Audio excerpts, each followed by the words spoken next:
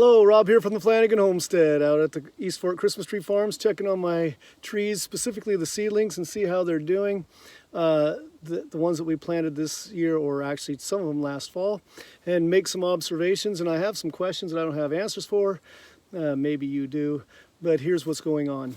So right behind me there's a bunch of noble firs that we planted, and normally nobles are the tree that I have the hardest time surviving through a hot summer, but we changed to fall planting of plugs last year. They're smaller trees and there's not a ton of root, but we've learned that there's a significant amount of root growth in October and November if you can get a plug and put it in the ground. That's a very rainy season, but not super wet, or it's not super cold yet for us here.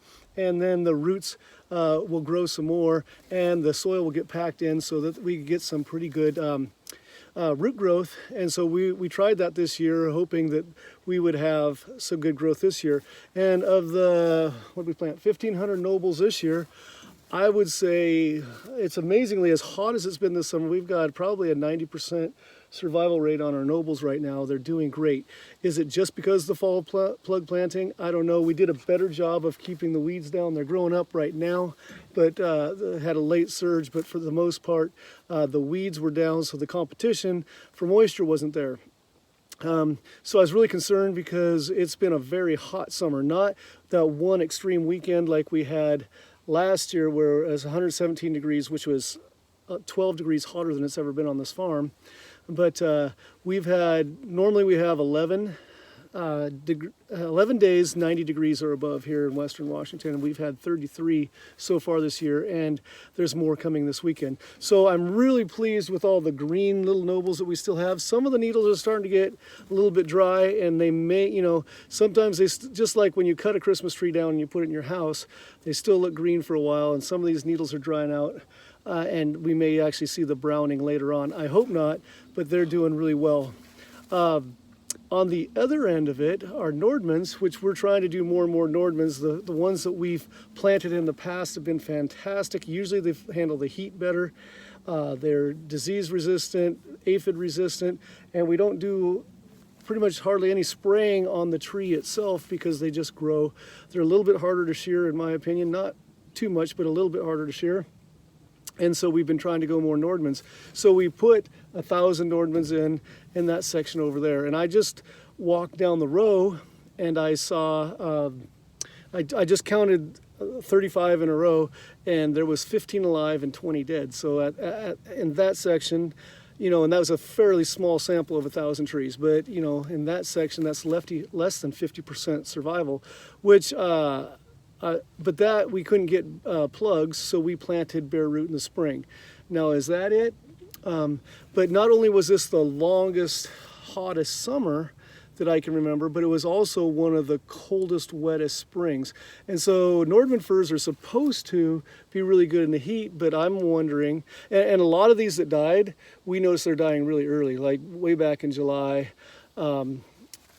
Right after the rainy season ended, they could have died and then actually been dead, but then dried out as it got hotter.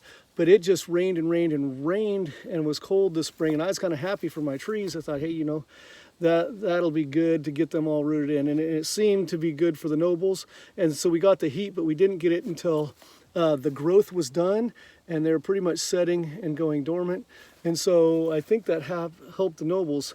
And so I'm wondering, and I don't know, maybe you have the answer for this, because we've harvested Nordmanns, but we haven't had nearly the quantity of Nordmanns that we've had nobles and grands and Dougs.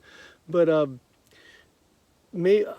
they're supposed to handle the heat better, but I'm wondering if the super wet spring, the roots were too wet for too long because they are used to a drier climate and they just couldn't handle the wet spring. So we've had two extremes in 1 year. We went for several months where it just rained most days.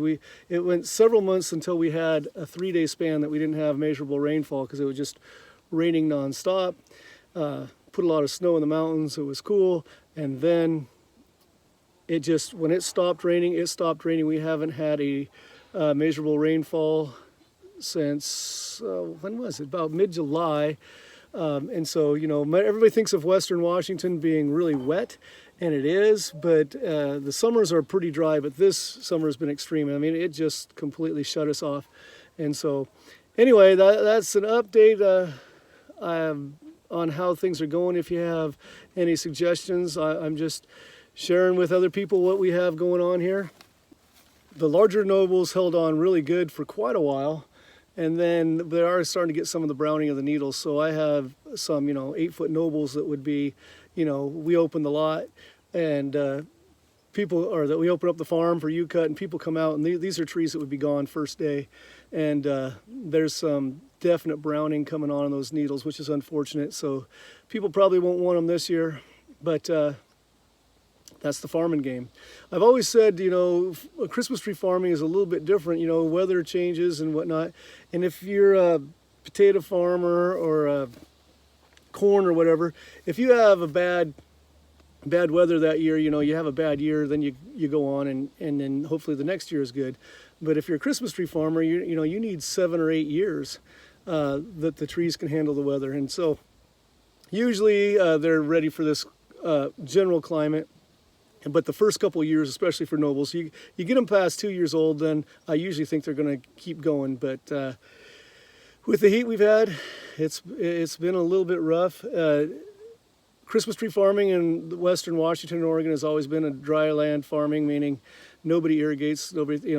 There's usually plenty of moisture through early July, and then the trees are starting to go dormant. But the way it's been the last couple of years, a lot of people out here are trying to figure out ways to irrigate. We do not have the water supply to do that here. So anyway, we'll just have to figure it out. I know drip irrigation wouldn't take a whole lot. I might do some experiment with just putting some bottles upside down next year on a few plants and burying the end in there and then just filling those up, and then they'll just slowly seep into the ground over time. I've done with that some other types of plants, and it seems to really help. So if a small scale works, then maybe we'll try it on a larger scale. Anyway, thanks for joining me on the Flanagan Homestead, where Christmas trees are my business, teaching, cleaning, horticulture is my job, and outdoor projects are my passion. Be blessed, everyone. Hope to see you again soon.